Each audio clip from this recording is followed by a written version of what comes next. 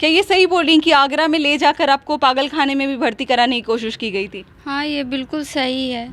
अब आप बताइए कितना साक्ष्य चाहिए आपको? चलिए दिल्ली में आपको साक्ष्य दिलाती हूँ। जिस वक्त इस राखी को लेकर के दिल्ली के जीवी रोड रेड लाइन एरिया में जाके छोड़ा गया था, उसी दिन राखी की जो जिम्मेदारी है उस गधे से खत्म हो गई।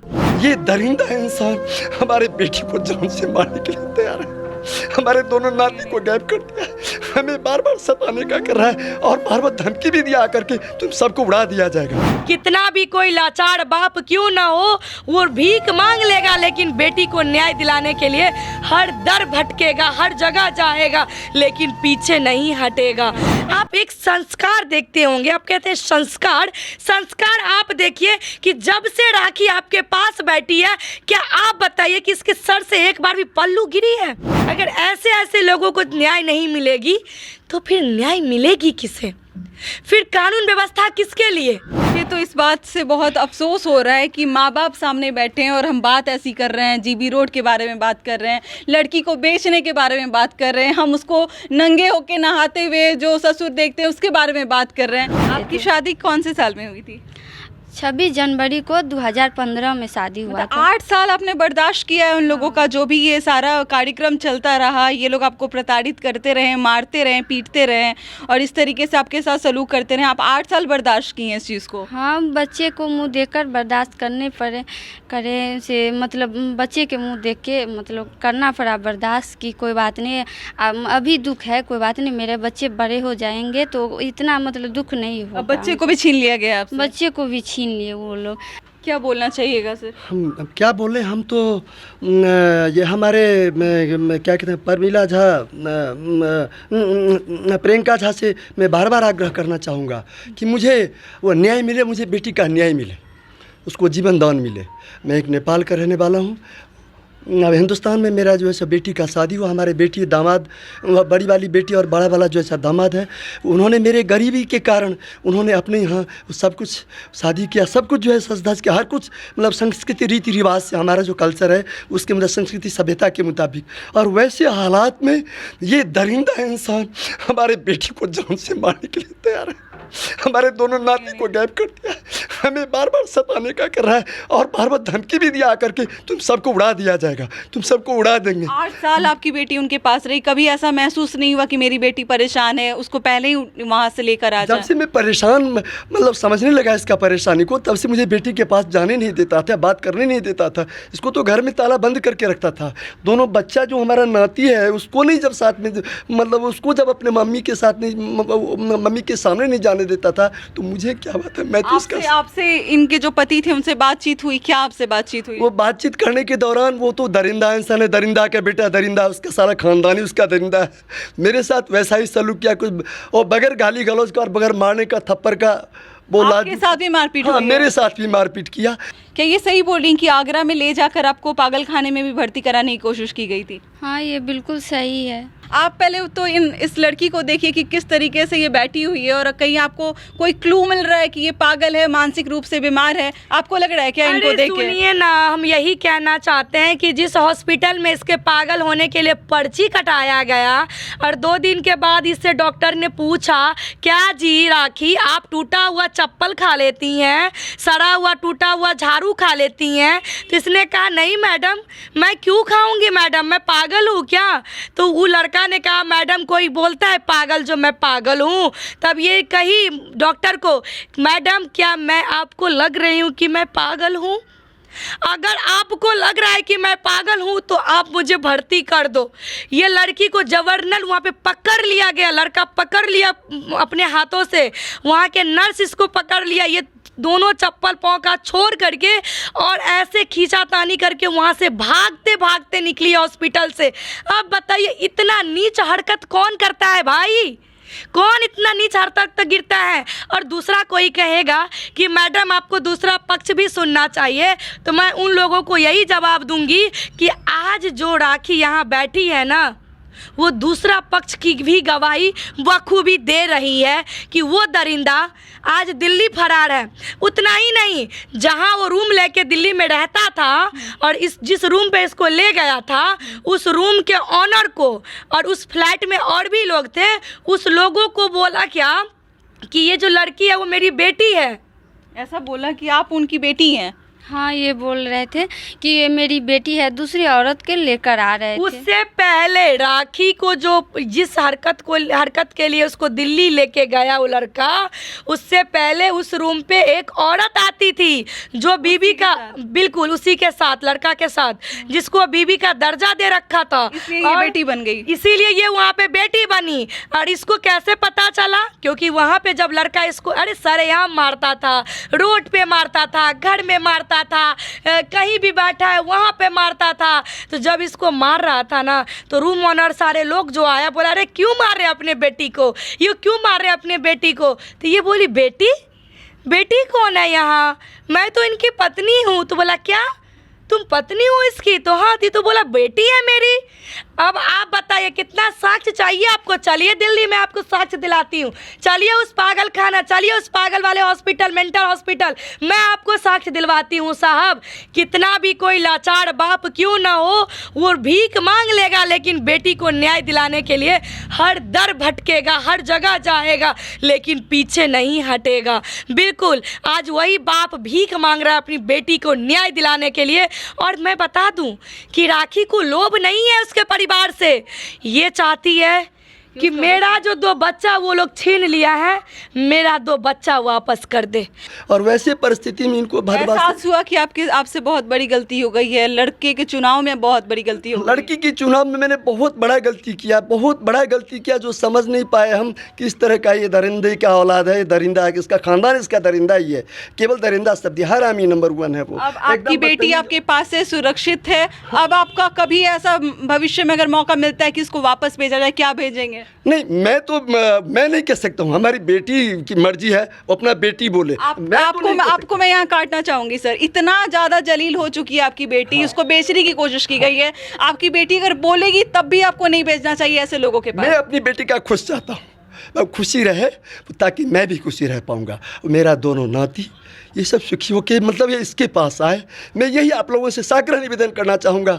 आपके संवैधान के स्तर पे हम आप लोगों, आपके नियम कानून से, भारतवासी से सबसे मैं प्रार्थना करता हूँ, उस प्रांत के लोगों से सबसे मैं करोड़ों प्रार्थना करना चाहता हूँ कि मुझे निष्पक्ष न्याय मिलेगा, और अब मिलना चाहिए निष्पक्ष न्याय, और मिलेगा, मुझे पूर्णतः विश्वास है, 100% विश्वास। मतलब ये हाथ जो जोड़ा हुआ है ये हट नहीं रहा है, लगातार जो कोशिश कर रहे हैं सर, यही कोशिश कर रहे हैं कि मेरी बेटी को न्याय मिल जाए। जिस तरीके से उसको जलील किया गया है, जिस तरीके से उसके साथ ये बदसलूकी की गई है, उसके बारे में मैं क्या बोलूँ, सब कुछ जो है वो प्रियंका जी ने बता दिया। इस लड़की ने कुछ जुबानी बता रहे हैं। मैं एक बेटी का बाप हूँ, बेटा का बाप नहीं हूँ।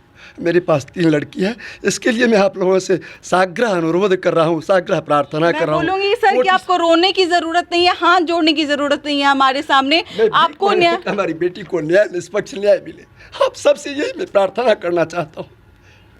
आपको रोना नहीं, आपको हिम्मत रखना। आपके साथ ऐसी मिथिला की बेटी आपके साथ बैठी हुई है। हाँ, इसीलिए मुझे थोड़ा सा हिम्मत है कि प्रियंका जी हमें बहुतोत्साह की अवस्था में ऐसे, अब मैं तो क्या हो जाता उसका सीमा ही नहीं है। इन्होंने, जब मैं इनको बताया पता लगते हुए, तभी से इन्होंने फ़ोन पे ही मुझे पूर्ण संतुष्ट करने का पूर्ण जो है आश्वस्त किए, आश्वासन दिया मुझे कि नहीं, आपकी बेटी को न्याय मिलेगा और मिलना ही है, जैसी भी हो वो मिलेगा और मिलना ही। मैं केवल जो इन्हीं के आधार इन्हीं को आधार लेकर के मैं अपने आप को ऊपर इतना भरोसा है प्रियंका जी, क्या लगता है क्या आगे का जो कार्रवाई हो किस तरीके से होगा? देखिए, मेरे ऊपर बहुत बड़ा रिस्पॉन्सिबिलिटी है, क्योंकि राखी अब इनकी बेटी नहीं, मेरी भी बहन है। और जाहिर सी बात है कि अंकल जी ने अभी कहे हैं कि अगर मेरी बेटी जाना चाहेगी तो उसकी मन है, वो जो चाहेगी वो खुशी है। लेकिन मैं इतना ही कहूँगी कि वो दरिंदा, वो पति कहलाने लायक ही नहीं है। वो हब्सी का जो भूख होता है ना, वो भूख है। जब वो आदमी एक रेड जोन एरिया में जाके छोड़ सकता है, तो मैं यही कहूँगी कि अब राखी की डिसीजन नहीं, ये अब हमारी भी डिसीजन है और इस परिवार की भी डिसीजन है। क्योंकि अब राखी की डिसीजन हर लोगों की डिसीजन होनी चाहिए, क्योंकि जिस जिस वक्त इस राखी को लेकर के दिल्ली के जीवी रोड रेड लाइन एरिया में जाके छोड़ा गया था, उसी दिन राखी की जो जिम्मेदारी है उस गधे से ख़त्म हो गई। बिल्कुल, क्योंकि उसने तो अपने अनुकूल उसको बेच डाला, उसको तो उस ऐसे जगह पे जाके छोड़ डाला जहाँ पे लड़की को एक सेकंड भी छोड़ा नहीं जाता है। वो खड़े खड़े लड़की को वहाँ से उठा लिया जाता है, बेच लिया जाता है, उस जगह पे राखी को छोड़ा। आप एक संस्कार देखते होंगे, आप कहते हैं संस्कार, संस्कार आप देखिए कि जब से राखी आपके पास बैठी है, क्या आप बताइए कि इसके सर से एक बार भी पल्लू गिरी है? ये संस्कार है। इसने अपनी बेटी को अच्छे संस्कार दिए हैं और ये संस्कार अभी बखूबी ऑन द कैमरा झलक रही है। हमने जब इस कहानी को देखा, यहाँ पे आई, इनकी व्यथा को सुनी, राखी की व्यथा को सुनी, तो मुझे रहा नहीं गया। मुझे लगा कि नहीं, अगर ऐसे ऐसे लोगों को न्याय नहीं मिलेगी तो फिर न्याय मिलेगी किसे? फिर कानून व्यवस्था किसके लिए? तो इसी के लिए आज हम लोग इंडिया बिहार से चल के नेपाल के बॉर्डर पे आए हैं और हमें उम्मीद है बिहार के प्रशासन से, हमें उम्मीद है कानून व्यवस्था से और हमें उम्मीद है हरलाखी के थाना प्रशासन से कि राखी को न्याय दिलाने में हर लोग आगे आएंगे। क्योंकि थाना से जिस तरीके से हमारी बात हुई है, मुझे उम्मीद है कि न्याय मिलेगी। और यहाँ हम नहीं, यहाँ हर लोग अब राखी के साथ खड़ी है। मैं राखी से पूछना चाहती हूँ, क्या परिस्थिति कैसी भी हो, क्या तुम अब उस पति के पास जाओगी, यस या नो? नहीं जाएंगे। कितना भी लाचारी, अगर तुम्हारे सामने तुम्हारे पति को प्रशासन खींच के ले जाएगा या उसको फांसी की सजा होगी, तो क्या तुम पिघल जाओगी कि मेरे पति को छोड़ दीजिए? नहीं, बिल्कुल नहीं। मतलब मुझे तो इस बात से बहुत अफसोस हो रहा है कि माँ बाप सामने बैठे हैं और हम बात ऐसी कर रहे हैं, जीबी रोड के बारे में बात कर रहे हैं, लड़की को बेचने के बारे में बात कर रहे हैं, हम उसको नंगे होके नहाते हुए जो ससुर देखते हैं उसके बारे में बात कर रहे हैं। इतना शर्म वाली ये बात है ना कि मतलब आप सोचिए कि उस परिवार पे क्या बीत रही होगी, जिस पिता ने संस्कार दिया अपने बच्ची को पालने में, जिस पिता ने संस्कार दिया अपनी बच्ची को बड़ा करने में, उस पिता को पता चल रहा है कि उसका ही ससुर उसको किस अवस्था में देखने का कोशिश कर रहा था। उसका पति उसकी बेटी को कहाँ जाके छोड़ दिया, उसका पति उनकी बेटी को पागल बनाने का हर संभव प्रयास किया। उस पिता पे, उस माँ पे क्या बीत रही होगी, आप देख सकते हैं कि उस समय से एक शब्द नहीं बोल रही है। ये माँ पे क्या बीत रही है, माँ एक शब्द नहीं बोलती है, बीमार हो गई है। जब से बेटी का हालात देखी है, एक शब्द बोलती नहीं है, चुप हो गई है, गूंगी हो गई है, क्योंकि इनके पास अब कोई चारा नहीं। ये पता है, ये घर जो है ना, कोई भी आ जाएगा, इजीली आ जाएगा, मार के चला जाएगा, क्योंकि इनके घर में 3 बेटी है। ये सेकंड बेटी है, एक बड़ी वाली बेटी है जिसने पूरा परिवार का भार उठाए हुए थे, उनका पति चला गया इस दुनिया से। अब इस परिवार में ऐसा कोई गार्जियन नहीं है जो इस परिवार को हौसला दे, बूढ़े पिता को सहारा दे। इनका बेटा नहीं है, इसका कोई भाई नहीं है अपना। आज ये लोग लाचार हैं, बेबस है। यही वो जायदाद है, यही वो जमीन है जिसके लिए इतना इनको प्रताड़ित किया गया है, जिस दहेज यही किचन, यही भंसाघर है जिसमें खाना बनाती हैं ये लोग। ये है घर की स्थिति। और देख लीजिए किस तरीके से जो है वो लड़की माँ बाप के सामने, पहले तो मुझे बहुत शर्म ये महसूस हो रहा है कि मुझे ये बात करना पड़ रहा है, लेकिन ये बात करना और इस बात को उठाना काफ़ी ज़्यादा ज़रूरी है। आपका समर्थन काफ़ी ज़्यादा इस चीज़ में होना ज़रूरी है। हम यही उम्मीद करते हैं कि प्रशासन के पास जिस उम्मीद से प्रियंका जी गई हैं, या फिर जिस तरीके से राखी गई है, या फिर जिस तरीके से इनके पिताजी गए हैं, प्रशासन सहयोग करे। जो सही है उसके साथ सही हो, जो गलत है उसके साथ गलत हो। इसके लिए सबसे पहले तहकीकात अगर करने की ज़रूरत है, तहकीकात भी आप कीजिए। अगर कहा जा रहा है कि लड़का जो है वो शादी ही नहीं किया, तो ये रहा तस्वीर, और ऐसे बड़ी सारी तस्वीर जो है इनके पास एविडेंस के रूप में बहुत सबूत है, बहुत ज़्यादा सबूत है। ऐसा मैं इतना ही कहूँगी यहाँ के प्रशासन से कि आपको जितनी भी इंक्वायरी करना है कर लीजिए, क्योंकि हमारी बात हुई, उन्होंने कहा मैडम पहले हम तहकीकात करते हैं, जाँच करते, फिर हम आवेदन दर्ज करते हैं।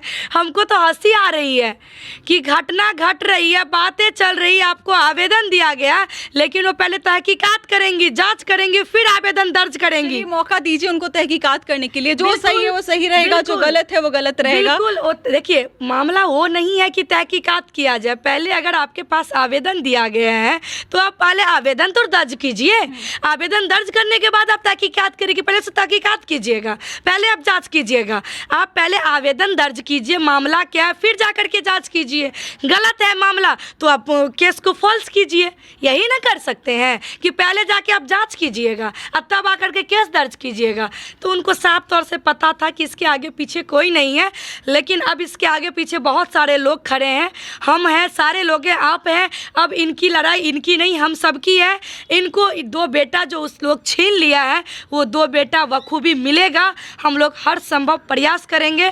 कानूनी प्रक्रिया में देर तो लगती है, लेकिन दुरुस्त मौका ज़रूर मिलेगी और न्याय ज़रूर मिलेगी। मैं